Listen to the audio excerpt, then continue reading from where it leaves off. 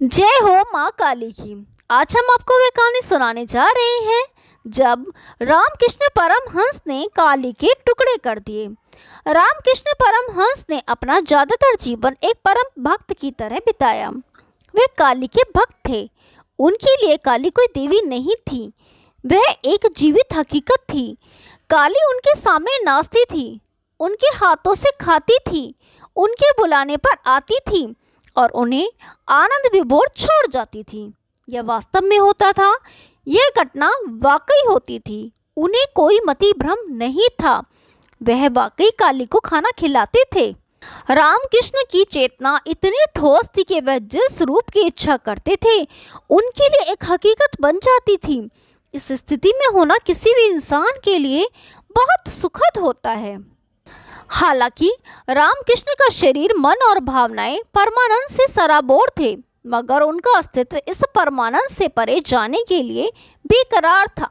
उनके अंदर कहीं न कहीं एक जागरूकता थी कि परमानंद अपने आप में एक बंधन है। एक दिन रामकृष्ण हुगली नदी के तट पर बैठे थे जब एक महान और दुर्लभ योगी तोतापुरी उसी रास्ते से निकले। तोतापुरी जैसे योगी हमारे देश में बहुत कम हुए हैं।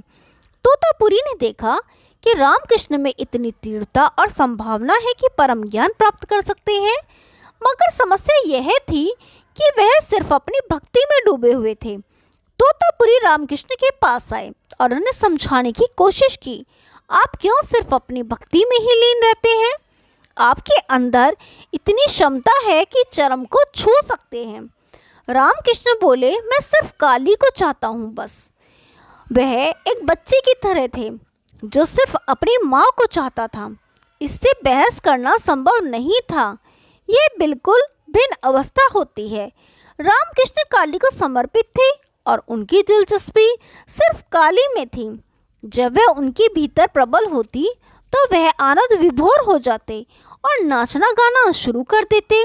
जब वे थोड़े मंद होते और काली से उनका संपर्क टूट जाता तो वे किसी शिशु की तरह रोना शुरू कर देते। वे ऐसे ही थे। इसलिए तोतापुरी जिस परम ज्ञान की बात कर रहे थे उन सब में उनकी कोई दिलचस्पी नहीं थी।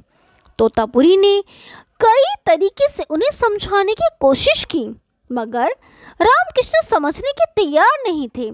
साथ ही वह तोतापुरी के सामने बैठना भी चाहते थे, क्योंकि तोतापुरी की मौजूदगी ही कुछ ऐसी थी। तोतापुरी ने देखा कि रामकृष्ण इसी तरह अपनी भक्ति में लगे हुए हैं। फिर वह बोले, यह बहुत आसान है। फिलहाल आप अपनी भावनाओं को शक्तिशाली बना रहे हैं, अपने शरीर को समर्थ बना रहे हैं, अपने भीतर के रसायन को शक्तिशाली बना रहे हैं, लेकिन आप अपनी जागरूकता को शक्ति नहीं दे रहे।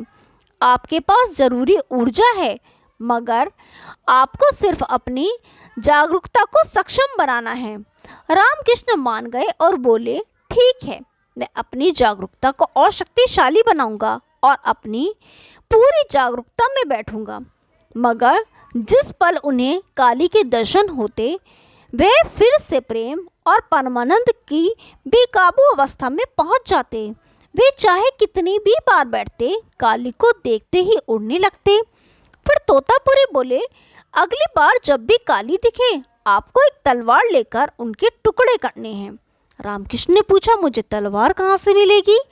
तोतापुरी ने जवाब दिया, वहीं से जहाँ से आप काली को लाते हैं।